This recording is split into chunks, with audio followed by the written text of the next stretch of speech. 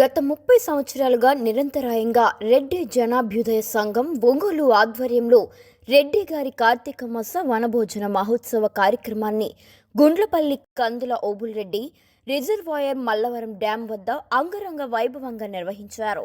ఈ కార్యక్రమానికి ముఖ్య అతిథులుగా వైఎస్ఆర్సీపీ ఒంగోలు పార్లమెంట్ సభ్యులు మరియు చంద్రగిరి మాజీ శాసనసభ్యులు చెవిరెడ్డి భాస్కర్ రెడ్డి, దర్శి నియోజకవర్గ శాసనసభ్యులు మరియు ప్రకాశం జిల్లా వైఎస్ఆర్సీపీ అధ్యక్షులు డాక్టర్ బూచేపల్లి శివప్రసాద్ రెడ్డి, ప్రకాశం జిల్లా జడ్పీ చైర్పర్సన్ బూచేపల్లి వెంకయ్యమ్మ పాల్గొని రెడ్డి సామాజిక వర్గం అంటే ఒక పౌరుషం, ఒక ధైర్యమని, అందరూ తోటివారితో కలిసిమెలిసి ఉండాలని, ఒకరికి ఒకరు సాయం చేసుకోవాలని, వాటితో పాటుగా కులాన్ని ప్రేమించాలని, ఇతర కులాల వారిని గౌరవించాలని కోరారు.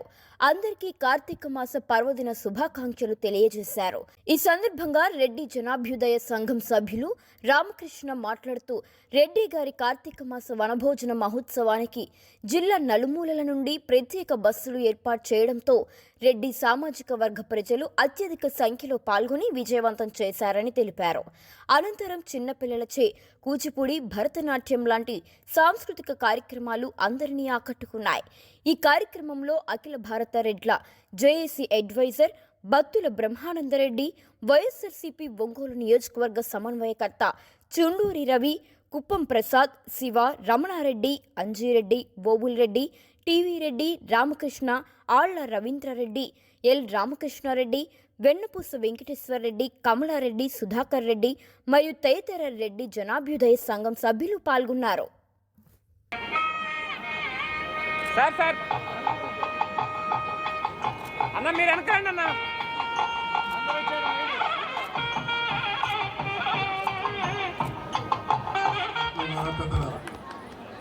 నాకు నిజంగా చాలా సంతృప్తిగా, సంతోషంగా ఉంది. ఇంతమంది కుటుంబ సభ్యులతో కలిసి గడపడం, మీలో ఒకటిగా ఈ ఆహ్వానించి వేదిక పైన ఉండడం, మీద కలిసి సహపంక్తి భోజనం చేయడం నిజంగా కూడా చాలా సంతృప్తిగా, సంతోషంగా ఉందని గర్వంగా తెలియజేస్తున్నా.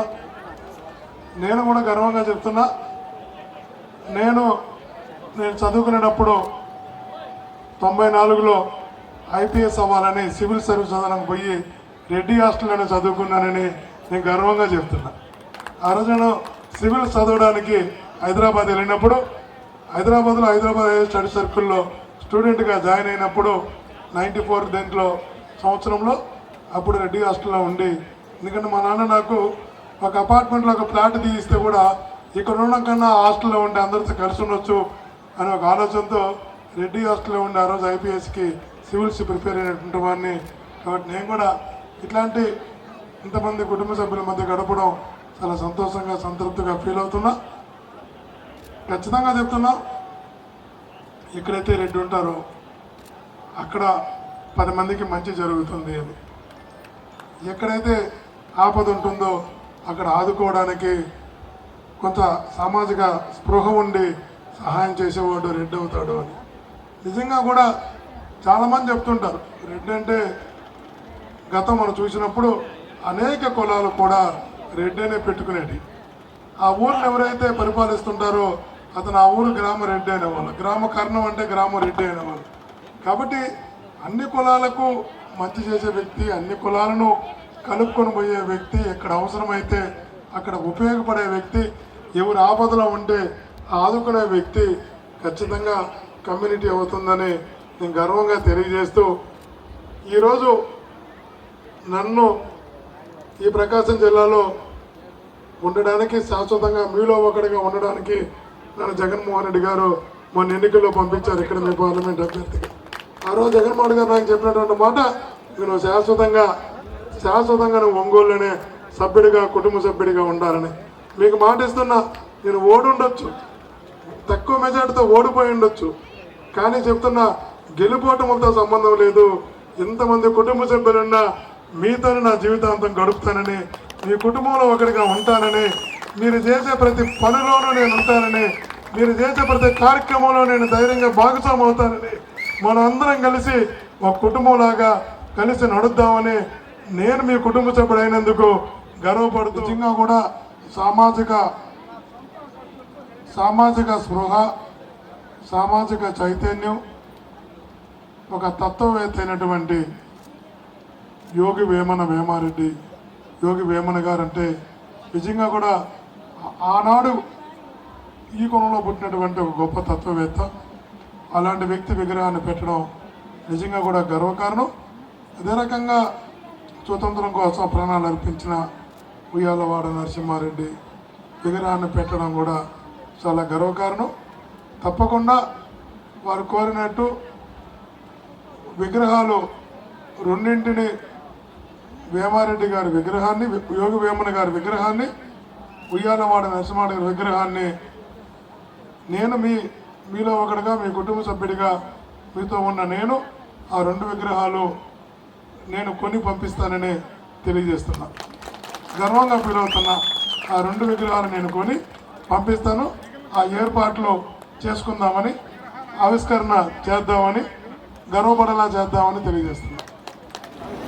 కార్తీక వనభోజనం ఈ మహోత్సవానికి ముఖ్య అతిథిగా వచ్చేసిన సోదరులు పెద్దలు చెవిరెడ్డి భాస్కర్ రెడ్డి గారికి, ప్రకాశం జిల్లా జడ్పీ చైర్పర్సన్ బూచేపల్లి వెంకయ్యమ్మ గారికి, బతుల బ్రహ్మాన్ రెడ్డి గారికి, శివన్న గారికి, రమణారెడ్డి గారికి, బండి గారికి, అంజిరెడ్డి గారికి, మిగిలిన వేది మీద నిర్వహించిన పెద్దలందరికీ, ఇక్కడ చేసిన రెడ్డి సామాజిక అక్క చెల్లెలందరికీ, అన్నదమ్ములందరికీ మరీ మన నమస్కారం. ఈరోజు నిజంగా చాలా సంతోషంగా ఉంది. ఈ కార్తీక ఓబులెడ్డి అన్నకు కూడా, ఓబులెడ్డి అన్నకి, టీవీ రెడ్డి గారికి అందరికీ ఈరోజు కార్తీక వనభోజనంలో మా కుటుంబ సభ్యులతో, ఇంతమంది అక్క చెల్లెలతో గడపడం నిజంగా సంతోషంగా ఉంది. ముఖ్యంగా బ్రహ్మాడన్న రెడ్డి సామాజిక వర్గ చరిత్ర మొత్తం చెప్పాడు.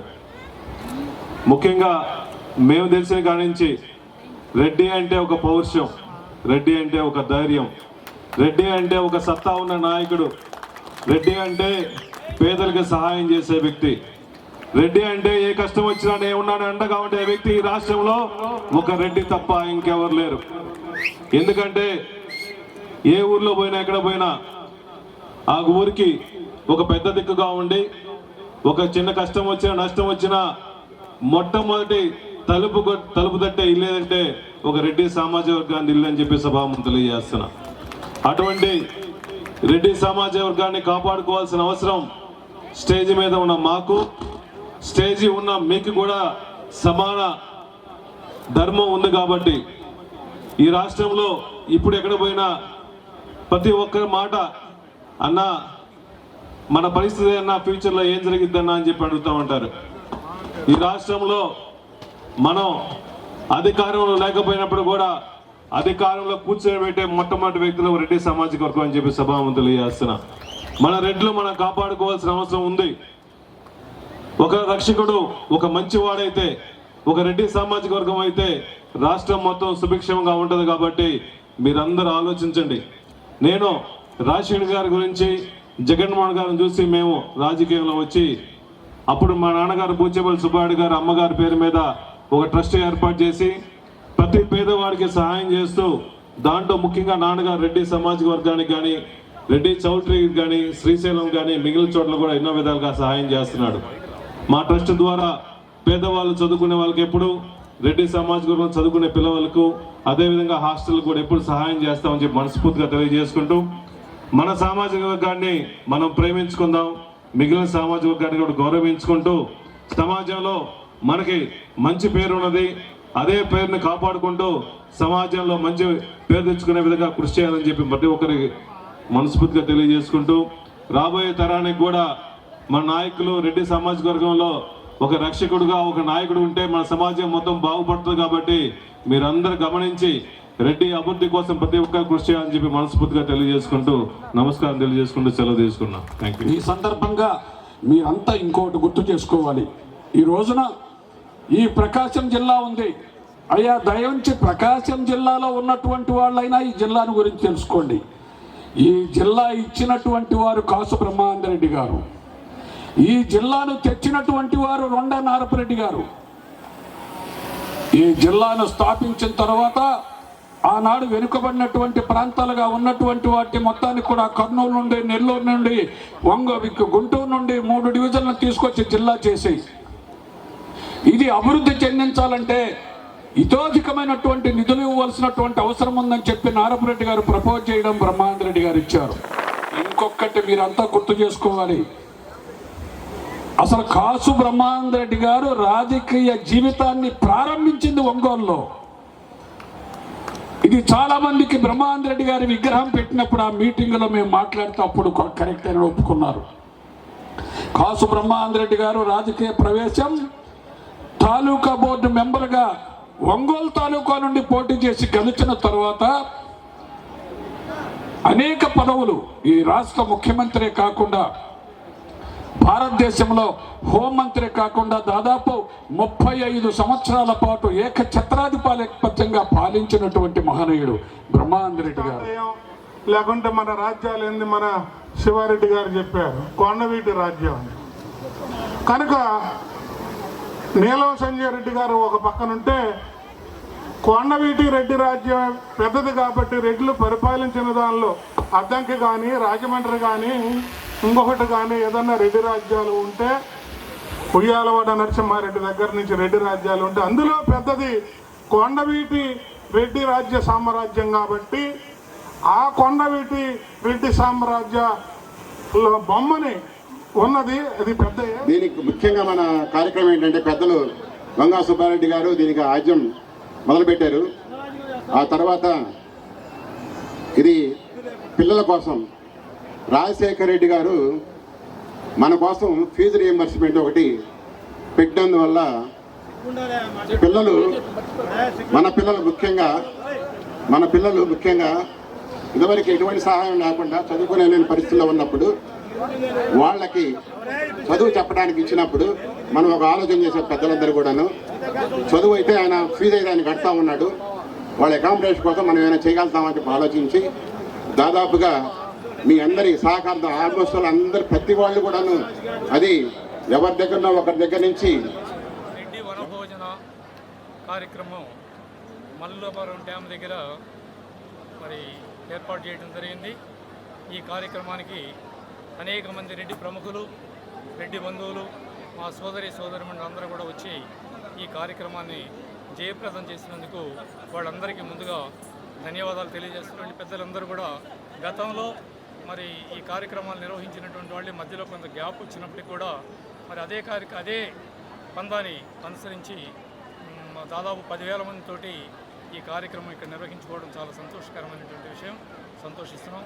అందరూ కూడా మరి ఈ కార్యక్రమంలో పాల్గొని మా యొక్క సోదరీమణులందరూ కూడా సంఘీభావం తెలియజేసి ఒకరికొకరి మంచి చెడ్డలు తెలుసుకునేటువంటి మంచి కార్యక్రమం కాబట్టి ఈ కార్యక్రమానికి ఇచ్చేసిన వాళ్ళందరికీ మరీ ధన్యవాదాలు తెలియజేస్తాం. ఈరోజు రెడ్డి జనాభ్యుదయ సంఘం ఆధ్వర్యంలో కార్తీక వనభోజన కార్యక్రమాన్ని నిర్వహిస్తున్నాం.